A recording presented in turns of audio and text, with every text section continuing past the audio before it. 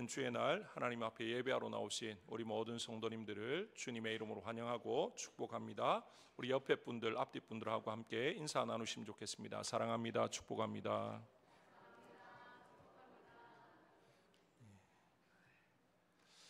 2024년도도 이제 거의 다 마무리되어져 갑니다. 이제 한 보름 정도 지나면 2024년도도 이제 역사의 뒤안길로 또 이렇게 자리하게 될 텐데 정말 이 한 해를 돌이켜 볼 때 우리가 해석하기 또 힘든 왜 이런 일이 생겼을까 뭐 여러 가지 많은 것들이 있지만 큰 그림으로 놓고 보면 하나님의 섭리 가운데 있고 하나님께서 이 모든 것들을 주장하고 계십니다. 하나님께서 어떤 이유에서 어떤 또 목적을 가지고 이런 일을 하시는지 우리는 정확하게 알지 못하지만 그런데 분명한 것은 하나님은 선하십니다. 하나님은 우리를 사랑하시고 또 우리를 위해서 자신의 독생자 예수 그리스도까지 내어주신 분이기 때문에 우리가 하나님께 소망을 두고 또 기도해 나가면 이 나라 민족도 또 우리 교회도 우리 모든 가정도 우리 자신의 삶도 하나님의 은혜 가운데 안정되어지고 또 회복되어지고 또 굳건하게 잘 세워질 줄로 믿습니다. 주님께로 한 걸음 더 가까이 나아가시는 더 힘쓰고 애쓰는 우리 교회가 우리 모든 성도님들이 되시기를 주님의 이름으로 축복합니다. 오늘 에베소서 말씀을 통해서 우리로 하나 되게 하신 하나님에 대해서 함께 살펴보겠습니다. 요즘 초중고등학교 문제 가운데 이 왕따 문제 어제 오늘 일은 아닙니다. 이 왕따라고 하는 것 아마 한 번쯤은 다 들어보셨을 텐데요. 이 따돌림을 당하다라는 말에 크다라고 하는 단어인 이 왕을 붙여서 크게 따돌림을 당하다라는 의미로 이제 왕따라는 말이 사용되어집니다. 어느 순간부터인가 매년 우리나라에서 이 왕따 피해를 정식적으로 신고한 건수만 하루에 1년에 수만 건 가까이 되어지는 이제 그런 상황입니다. 이 왕따 문제는 초, 중, 고등학교를 넘어서서 이제는 직장 안에서까지 이 왕따 문제가 발생하고 있고 우리 사회에 심각한 문제가 되어져 있다 그렇게 말을 할 수가 있습니다. 오늘 설교 서두에 이 왕따, 이 따돌림, 소외에 대한 이야기들을 제가 왜 이렇게 언급하는가? 오늘 에베소서 본문에 이 따돌림, 소외에 대한 이야기들을 하고 있기 때문에 그렇습니다. 본문을 찬찬히 들여다 보시면요.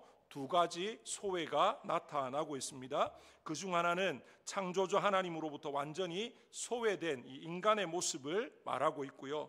또 우리 모두는 다 죄로 말미암아서 하나님으로부터 철저하게 소외되어진 우리가 자초한 일이지만 어쨌든 하나님의 영광에 참여하지 못하고 하나님과 함께 교제하지 못하고 하나님으로부터 완전히 단절되어진 이제 그런 상태를 말하는 거죠. 또 다른 소외는요, 이 죄로 말미암아 하나님으로부터 멀어진 하나님과 단절되어진 이 인생이 우리 인생들 상호간에 철저하게 다른 사람을 소외시키고 있는 그런 내용을 우리에게 보여주고 있습니다. 오늘 먼저 살펴보기 원하는 것은 이방인은 유대인들로부터 철저하게 소외된 사람이었다라는 것을 오늘 본문이 우리에게 가르쳐 주고 있습니다. 에베소서 2장 앞부분에서도 이제 사도 바울은 인간이 하나님께로부터 소외당한 것을 이제 어떻게 해결하셨는지 우리에게 가르쳐 주고 있습니다. 인간이 죄로 말미암아서 하나님으로부터 멀찍이 떠나와서 소외된 모습을 이 사도 바울은 1장 3절에서 이렇게 말합니다. 다른 이들과 같이 본질상 진노의 자녀였다라고 하면서 우리의 모습을 이제 묘사했습니다. 우리는 하나님으로부터 철저히 소외당한 자들이었습니다. 하나님은 우리와 함께하고 싶었지만 죄 때문에 하나님과 함께할 수 없는, 그래서 하나님이 우리 가운데로 오시고 싶지만 죄의 문제가 해결되지 않으니까 철저하게 하나님으로부터 멀어진, 하나님과 원수되어진 그런 상태였는데, 그런 우리를 하나님이 어떤 놀라운 일을 통해서 회복시키시고 우리에게 은혜와 긍휼을 베푸셨는가? 4절에 긍휼이 풍성하신 하나님이 우리를 사랑하신 그 큰 사랑을 인하여 허물로 죽은 우리를 그리스도와 함께 살리셨다 그렇게 말씀하고 있습니다. 하나님으로부터 소외된 우리 인생의 문제를 하나님께서 해결하셨다라는 것을 말하고 있습니다. 그런데 오늘 읽은 본문에 보시면 또 다른 소외가 등장합니다. 그것은 죄로 말미암아서 하나님께 소외당한 모든 인생들이 상호간에 우리 인생 상호간에 소외를 시키는 그런 장면을 자세하게 기록을 하고 있습니다. 특별히 이방인들과 유대인들은 서로를 부르는 호칭에서부터 서로를 소외시키고 있는 것을 우리로 발견하게 합니다. 11절 말씀을 같이 한번 읽겠습니다. 11절 다 같이 읽습니다. 시작. 그러므로 생각하라. 너희는 그때에 육체로는 이방인이요 손으로는 육체에 행한 할례를 받은 무리라 칭하는 자들로부터 할례를 받지 않은 무리라 칭함을 받는 자들이라. 아멘.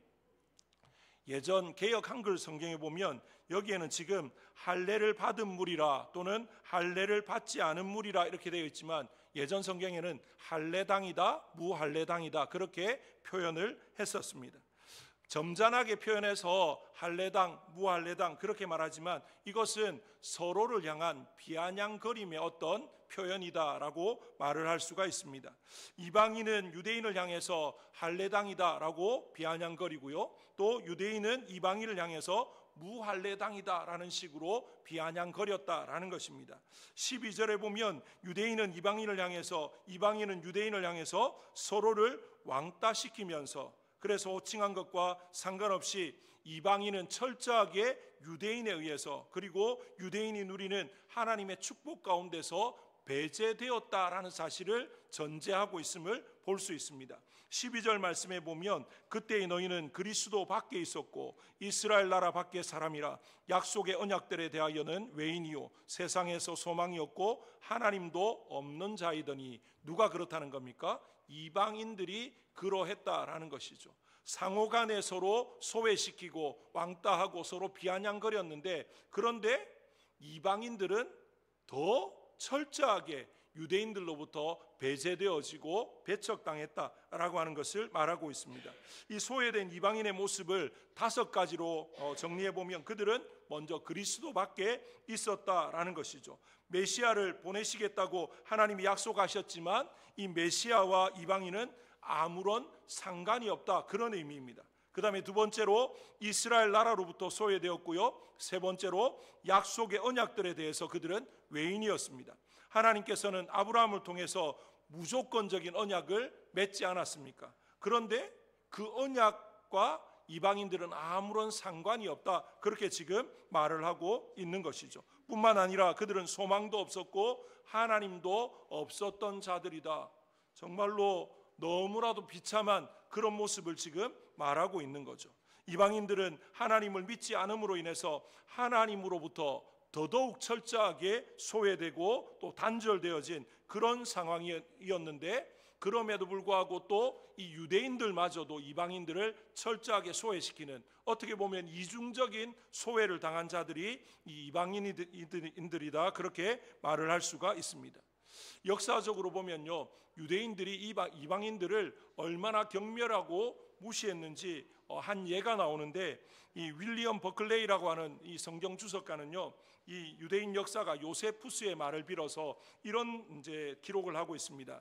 유대인들 사이에서는 만일 이방인 산모가 산고에 놓여 있으면, 이제 산통을 겪으면서 굉장히 힘든 상황을 이렇게 보게 되어지면, 유대인이 만약에 이방인의 그 모습을 보면 이제 인간적인 도리에 의하면 그런 어려움에 있는 사람을 도와야 되지 않습니까? 그 응급 상황을 좀 이렇게 도와서 그 사람으로 하여금 그 위기 상황을 모면할 수 있게끔 해주는 게 인간적인 도리인데, 뭐라고 이야기하냐면요, 절대로 도와주지 말라, 그렇게 이제 서로 간에 말을 했다는 거죠. 왜냐하면 그를 도와주면 이방인 한 명을 이 세상에 더 출생시키는 것밖에 되지 않으니까, 이방인으로 이 세상에 태어난다는 것은 저주받는 삶이니까 이방인들이 산고를 느끼거든 가서 도와주지 마라. 이제 그런 말들이 이 유대인들 안에 공공연하게 이제 퍼져 있는 말이었다라는 거죠. 이런 식으로 유대인은 이방인을 철저하게 배제시키고 소외시켜 왔습니다. 이런 일들이 또 어디에서 있냐면요, 성전을 쳐다보면 이 성전이 우리가 아는 것처럼 이제 시편 기자들 성전에 올라가는 노래라고 말하는 것에서 알 수 있는 것처럼 예루살렘 성전은 이제 높은 곳에 산 위에 있었다라는 걸 알 수 있습니다. 그런데 이 성전 건물 주위에 뜰이 있었습니다. 그 뜰 이름이 제사장의 뜰입니다. 그 제사장의 뜰에서 동쪽으로 가면 또 하나의 뜰이 나오는데 그 뜰의 이름은 이스라엘 나라의 뜰이다. 그러니까 이스라엘의 뜰이다라는 그런 뜰이 나옵니다. 또 그 옆에 하나의 뜰이 나타나는데 거기는 여인의 뜰입니다. 다시 말하면 여인들은 거기까지만 올 수 있습니다. 더 제사장의 뜰이나 이스라엘의 뜰이나 그 안으로 들어갈 수 없고요. 여인의 뜰 거기까지만 갈 수 있었죠. 그 여인의 뜰이 끝나는 지점에서 또 몇 계단을 내려가면 벽이 높게 하나 쳐져 있고요. 그리고 거기에서부터 몇 계단을 또 내려가면 또 하나의 벽이 있고 그 두 개의 벽을 건너서 커다란 뜰이 하나 있는데 거기가 바로 이방인의 뜰이었다라는 거죠. 무슨 말이냐? 이방인들이 개종해서 하나님을, 예수 그리스도를 나의 구주로 믿었어도 감히 성전에 나올 수 없었다라는 것입니다. 성전 건물을 그 이방인의 뜰에서 바라볼 수는 있었지만 그 모든 것들을 지나서 제사장의 뜰을 지나서 성전 안에까지 들어가는 일은 허용되어지지 않았다라는 거죠. 그 두 개의 벽에 이런 문구도 쓰여 있었다고 합니다. 어떤 이방인이든지 이 선을 넘지 말라. 이 선을 넘는 자는 반드시 죽임을 당하리라. 예수 그리스도 하나님을 믿고 이제 개종해서 이제 하나님의 백성이 되었지만 여전히 그 안에서도 차별이 있었다라는 거죠. 이것이 에베소서 2장의 이 역사적, 사회적, 종교적 배경이다라고 말할 수 있습니다. 이런 배경을 알아야만 이 에베소서 2장을 좀 더 정확하게 바라보고 해석할 수가 있다라는 것이죠. 매번 인간들이 죄 때문에 하나님으로부터 소외되었습니다. 그런데 이방인들은 하나님으로부터 소외되어지는 것뿐만 아니라 이 하나님의 백성이라고 하는 이 유대인들로부터도 철저하게 소외되고 배척당했다라는 것이죠. 이런 이중적인 소외보다 더 나쁜 게 뭐냐면요, 유대인들이 이방인을 소외시키고 이방인이 유대인을 소외시킴으로 말미암아 서로의 마음속에 있는 엄청난 적개심, 이게 이제 더 큰 문제가 되어지는 거죠. 단순히 너희는 우리와 달라 이 정도가 아니고요, 서로를 향해서 굉장한 이제 적개심을 품고 완전히 원수도 이런 원수가 없었다라는 것입니다. 그래서 끊임없는 이 인간 상호 간의 적대 개념 때문에 이제 하나 되어지지 못하는 그런 상황이 계속 지속되어져 왔습니다. 이제 이런 소외당하고 소외시키고 서로를 미워하고 이런 적대 감정을 가지고 계속 살아오고 있었는데 이것은 유대인과 이방인만의 문제가 아니라 오늘 우리 시대를 봐도 그렇지 않습니까? 지역 간에, 계층 간에, 심지어는 부모 자식 간에, 부부 간에 얼마나 많은 이게 단절이 있고 소외가 있고 서로를 향해서 겉으로는 안 그런 척하지만 얼마나 많은 적개심들이 또 이런 모든 모습들이 얼마나 많이 있습니까?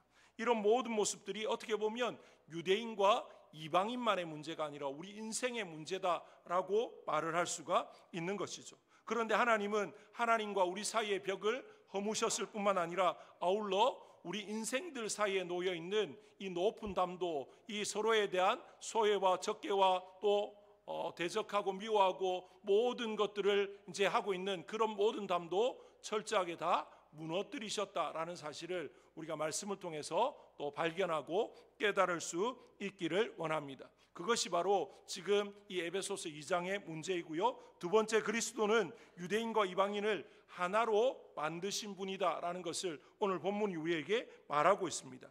하나님이 하신 놀라운 일이 13절부터 기록되어져 있습니다. 이제는 전에 멀리 있던 너희가 그리스도 예수 안에서 그리스도의 피로 가까워졌다, 그렇게 지금 말하고 있습니다. 원문에 보면 이 13절이 이제 우리 성경에는 그냥 이제는 전에 멀리 있던 너희가 그렇게 말하지만 원문에는 제일 앞에 그러나라고 하는 이제 접속사가 붙어져 있습니다. 그리고 2장 3절을 보시면 전에는 우리도 다 그 가운데서 우리 육체의 욕심을 따라 지내며 육체와 마음에 원하는 것을 하여 다른 이들과 같이 본질상 진노의 자녀이었더니, 그렇게 말하고 4절을 시작하면서 그러나가 빠져 있지만 원문에는 동일하게 그러나라고 하는 것이 붙어 있습니다. 그러나 긍휼이 풍성하신 하나님이 우리를 사랑하신 그 큰 사랑을 인하여 허물로 죽은 우리를 그리스도와 함께 살리셨고, 그렇게 지금 말하고 있습니다. 이 말씀들을 요약하면 이렇습니다. 너희가 이중적으로 소외당하고 서로를 소외시키면서 적대감을 품고 살고 있었는데 하나님이 그리스도의 피로 너희를 가깝게 만들어 주셨다. 너희를 하나 되게 하셨고 하나님과 하나 되게 하셨고 원수되었던 너희와 화목하게 하셨다. 그걸 지금 말하고 있습니다. 이게 누가 하셨다는 겁니까? 하나님이 예수 그리스도를 통해서 우리에게 행하신 놀라운 일이다. 그렇게 지금 말하고 있습니다.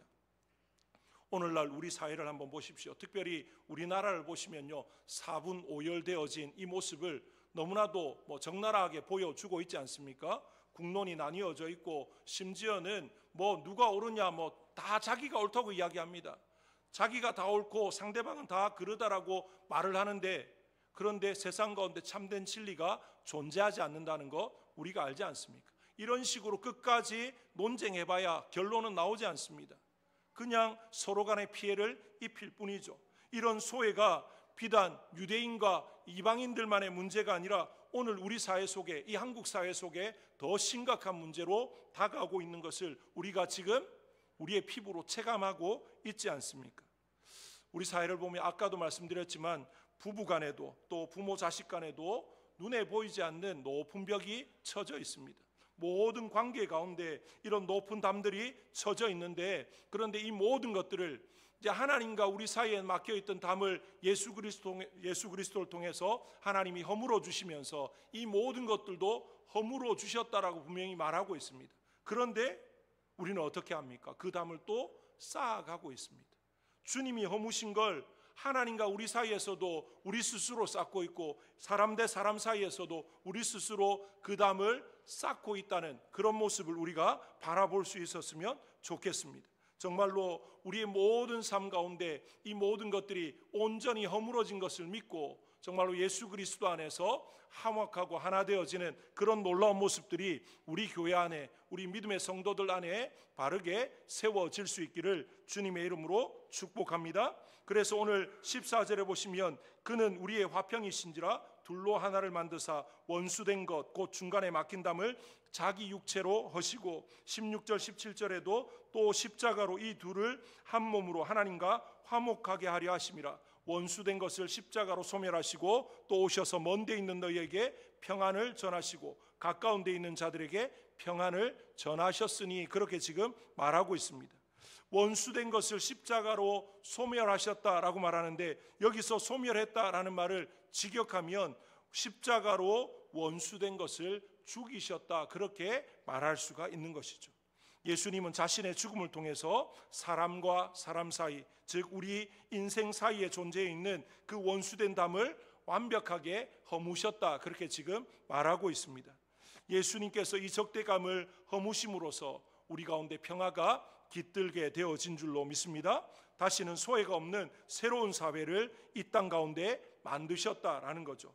이 새로운 공동체를 창조하셨다라는 것을 지금 강조하고 있는데, 예수님이 자기의 핏값을 주고 사람 사이에 있는 모든 담을 허시고 소외가 없는 새로운 공동체를 만드신 이 사회, 이 공동체를 14절 15절에서 뭐라고 표현하냐면요, 우리 14절 15절을 한 목소리로 천천히 같이 읽어보겠습니다. 14절 15절입니다. 시작. 그는 우리의 화평이신지라 둘로 하나를 만드사 원수된 것 곧 중간에 막힌 담을 자기 육체로 하시고 법조문으로 된 계명의 율법을 폐하셨으니, 이는 이 둘로 자기 안에서 한 새 사람을 지어 화평하게 하시고. 아멘. 여기 보니까 한 새 사람 이렇게 말하는데, 이것은 개인 한 사람을 말하는 그런 지칭하는 말이 아닙니다. 다른 말로 하면 하나님이 한 새 인류를 만드셨다, 그런 의미로 말합니다. 하나님이 만드신 이 새 인류가 오늘 우리가 사용하는 단어로 말하면 교회다, 그렇게 말을 할 수가 있는 거죠. 바로 이것이 교회입니다. 교회는 무엇입니까? 우리가 생각하는 건물이 교회가 아니다라는 거죠. 우리가 알고 있는 그저 모였다가 흩어지는 그런 교회를 말하는 것이 아니다라는 겁니다. 이 교회는 완전히 새 사람입니다. 새로운 인류입니다. 새로운 족속을 의미하는 것입니다. 나의 출신과 상관없이, 나의 과거와 상관없이 하나님이 우리를 그리스도의 피로 새롭게 하셔서 부르시고 만드신 공동체가 뭐라는 겁니까? 교회 공동체다, 그렇게 말하고 있습니다. 이 공동체의 특징은요, 서로 간에 소외됨이 없습니다. 서로 간에 소외시키거나 소외를 당하거나 그런 일이 없다라는 것이죠. 정말로 그 세 사람을 만드시고 나서 하나님은 우리를 어떻게 부르셨는가? 19절에 보면 그러므로 이제부터 너희는 외인도 아니요 나그네도 아니요 오직 성도들과 동일한 시민이요 하나님의 권속이라 그렇게 말을 하고 있습니다. 우리가 흔히 우리는 하나님의 권속이다, 권속이라는 말을 참 많이 씁니다. 그런데 이 권속이라는 말은 가족이라는 말과 유사하지만 좀 다른 의미가 있습니다. 가족은 아버지, 어머니, 형, 누나, 동생 뭐 이렇게 이제 혈연 관계로 구성되어진 게 가족이라면, 이 권속이라는 말을 쓸 때는요, 가족의 개념을 넘어서서 그 가정에 함께 사는 모든 사람을 지칭하는 거죠. 당시로 따지면 자기 집에 있는 노예, 종까지도 다 포함해서 권속이다 그렇게 표현을 한다라는 것입니다. 하나님은 하나님으로부터 철저히 소외당해 있고 서로 간에 소외시키면서 고통 가운데 있었던 우리 인생을 그리스도의 피로 불러 모아서 온전한 하나가 되고 하나님의 권속이 되게 하셨다, 지금 그렇게 말씀을 하고 있습니다. 우리를 한번 보십시오. 우리 자신들은 삶의 배경이 다 다릅니다. 자라온 환경이 다르고요, 또 우리의 성격이 다르고 또 뭐 성향이나 많은 것들이 다 다르지 않습니까? 그럼에도 불구하고 하나님은 우리를 교회로 부르셨습니다. 다르지만 예수 그리스도 안에 하나가 되게 하시고 한 공동체가 되게 하시고 하나님의 권속이 되게 하셔서 우리로 하여금 조눌 교회가 되게 하셨다라는 것입니다. 그렇다면 우리 안에 무엇이 있어야 됩니까? 내가 있어야 되는 게 아니고 예수 그리스도가 있어야 됩니다. 예수 그리스도로 우리가 이야기를 하고 예수 그리스도로 사랑하고 예수 그리스도로 이해하고 예수 그리스도로 서로를 품을 때 나는 사라지고 예수로 말미암아 온전한 하나가 이루어지게 될 줄로 믿습니다. 그런 아름다운 공동체, 하나됨의 공동체, 이것은 우리가 완벽한 모습은 저 천국에서 이루게 될 겁니다. 하지만 교회는 천국의 모형이라고 말할 수 있지 않습니까? 이 땅을 살아가면서 그 천국의 모형을 교회 안에서도 우리가 맛봐야 되지 않습니까? 그 천국의 모형을 맛보게 하시려고 우리로 교회로 모이게 하셨고 교회 안에서 예수 그리스도를 통해서 하나가 되게 하신 것, 그걸 제대로 알고 우리 교회가 정말로 세상 가운데 하나 되지 못하고 정말로 나뉘어지고 서로를 대적하고 감정적으로 갈등하고 또 나뉘어져 있는 이런 세상 가운데 진정한 하나됨이 무엇인지, 서로를 사랑하고 위하고 격려하고 세워가는 것이 무엇인지 우리의 삶을 통해서, 우리 교회의 모습을 통해서 세상 가운데 도전하고 세상 가운데 또 하나됨의 놀라운 또 영향력들을 끼쳐나가는 그런 우리 교회, 우리 모든 성도님들 되시기를 주님의 이름으로 축복합니다. 그렇다면 이제 우리에게 남은 것이 무엇입니까? 우리가 어떻게 살아가야 되는가라는 것이죠. 우리가 하나님의 권속, 교회라면 새 사람으로 지음받았다면 우리가 남은 인생을 어떻게 살아가야 되는가라는 것입니다. 교회가 이렇게 귀중한 것이라면 우리가 이 신앙생활을 어떻게 해야 되는가라는 그런 과제가 우리에게 있는 것이죠. 사도 바울을 통해서 하나님은 우리가 이 교회, 하나님이 새로 만드신 공동체 안에서 반드시 지켜야 될 두 가지가 있다고 지금 말씀합니다. 한 가지는 서로 간에 담을 쌓지 말아야 된다. 하나님께서 예수 그리스도를 통해서 허무신 그 담을 우리 스스로 다시 쌓으면 안 된다. 그걸 지금 말하고 있습니다. 우리가 하나님의 올바른 권속으로서 다시는 어떤 이유에서든지 서로 간에 담을 쌓고 나뉘어지는 그런 일을 해서는 안 된다라는 것입니다. 교회 안에서도 이런저런 당을 짓고 고린도 교회 안에 있었던 것처럼 나는 아볼로파, 나는 게바파, 나는 바울파, 나는 그리스도파, 그런 것들이 교회 안에 존재하면 안 된다라는 것을 분명히 말하고 있습니다. 교회 안에 여전히 우리 교회뿐만 아니라 모든 지상의 교회들 안에 완벽하지 않다 보니까 우리도 모르는 여러 가지 담들이 있지 않습니까? 지역의 담, 지식의 담, 관계의 담, 직분의 담, 심지어는 세대 간의 담도 교회 안에 존재합니다. 다음 세대 이야기하지만 다음 세대와 앞선 세대가 하나 되어지지 못하는 그런 모습들도 교회 안에 얼마든지 존재한다라는 거죠. 왜 그렇습니까? 자꾸만 나를 드러내다 보니까 이런 담들이 생겨질 수밖에 없습니다. 나를 드러내는 것이 아니라 우리를 위해서 자신의 생명까지도 기꺼이 내어주신 예수 그리스도의 그 사랑과 은혜를 생각하고 그 예수 그리스도를 우리가 드러내고 예수 그리스도를 중심으로 우리의 마음을 모으다 보면 나는 사라지고 예수님만 나타나지 않습니까? 그러면 하나가 되어지는 거고, 그러면 우리 가운데 또 다른 담을 쌓는 그런 어리석은 일은 하지 않게 된다라는 것입니다. 그 다음에 또 다른 하나는 뭐냐면요, 서로 간에 함께 지어져 가야 된다라는 것을 우리에게 말하고 있습니다. 우리가 신앙생활을 어떻게 해야 되는가? 하나님이 이렇게 가르쳐 주십니다. 서로 간에 함께 지어져 가야 된다라는 것입니다. 20절에 보시면 이렇게 말합니다. 너희는 사도들과 선지자들의 터 위에 세우심을 입은 자라. 그리스도 예수께서 친히 모퉁이 돌이 되셨느니라. 예수 그리스도 위에 우리는 어떻게 해야 된다는 겁니까? 지어져 가야 된다라고 지금 말하고 있습니다. 정말로 예수 그리스도 위에서, 그 반석이신 주님 위에서 우리가 새로 지어져 가는데, 이것은 완료형이 아니고 진행형입니다. 우리가 이 땅을 살아가는 동안 서로가 서로를 격려하고 또 화합하면서 주님 나라에 이르는 그날까지 이 땅 가운데 계속 힘쓰고 애써야 되는 그런 부분인 것을 우리에게 말하고 있습니다. 다시 이야기하면 우리 모두를 바라볼 때 그런 마음으로 바라봐야 됩니다. 예수 믿고 구원받았지만 아직 완벽한 존재는 아니다. 완전히 공사가 끝난 것은 아니다라는 것이죠. 공사가 되어지고 있는 건물을 보면서 야, 저 건물은 왜 저렇게 어수선해? 왜 저렇게 정리가 되지 않고 왜 저 모양이야? 그렇게 말하는 사람은 없습니다.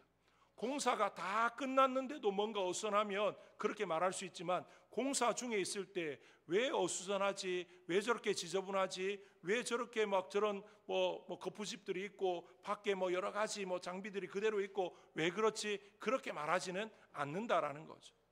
다시 말하면 우리 교회 안에 주의 몸된 교회 성도로 부름받은 우리 모두가 아직까지 이 땅을 살아가는 동안 뭐 중이라는 겁니까? 공사 중이라는 겁니다. 그렇기 때문에 서로가 서로를 돌아보면서 내가 공사 중인 것처럼 당신도 공사 중이군요. 서로 이해하고 또 바라보면서 협력하고 세워가고 격려하고 그러는 모습 가운데 이제 하나님의 나라가 더 아름답게 또 견고하게 제대로 세워져 갈 수 있다. 그걸 지금 말하고 있는 것이죠. 결국에는 그 공사 중이었던 모든 것들이 주님의 날에 어떻게 되겠습니까? 완벽하게 아름답게 멋지게 정말로 하나님의 나라로 세워질 것이다. 그걸 지금 말하고 있지 않습니까? 주의 몸된 교회 안에 새로운 인류로, 새로운 족속으로, 새로운 공동체로 세워진 우리 교회가, 우리 모든 성도들이 정말로 예수 그리스도의 그 사랑과 은혜 위에서, 그 말씀 위에, 그 모든 것 위에 아름답고 견고하게 잘 세워져서 하나님께는 영광이 되어지고 세상을 향해서 참된 하나됨이 무엇인지, 또 참된 소망이 어디에 있는지, 또 우리를 구원하신 그 하나님의 사랑과 은혜가 무엇인지를 세상 가운데 우리의 입술로서가 아니라 우리 교회의 모습을 통해서, 우리 성도들의 삶을 통해서 제대로 드러내고 세상을 향해서 예수 그리스도만이 또 이 시대 가운데 다른 어떤 곳이 아니라 교회를 통한 이제 하나님의 영광, 하나님의 복음, 하나님의 모든 것들만이 소망이다라는 것을 좀 선포할 수 있는 그런 우리 교회로, 또 우리 성도님들로 세워질 수 있기를 주님의 이름으로 축복합니다. 우리 조눌교회도 아직 공사 중입니다. 아직 완성되어진 것이 아닙니다. 부족함이 있고 연약함이 있고 또 여러 가지 미흡함들이 눈에 보여질 겁니다. 그럴 때마다 우리가 어떻게 해야 됩니까? 공사 중이어서 그렇구나. 나도 공사 중인 것처럼 우리 교회도, 우리 성도들도 다 공사 중이기 때문에 하나님께 은혜를 구해야 되고, 하나님이 은혜와 긍휼을 베푸셔야 되고, 하나님이 힘과 능력을 더해 주셔야만 되는구나. 그렇게 생각하고 그런 모습이 보일 때마다 더 간절히 기도하고 또 더 사랑하고 더 이해하고 더 품고 나아가는 그런 우리 모든 성도님들이 되시기를 주님의 이름으로 축복합니다. 우리 시간에 합심해서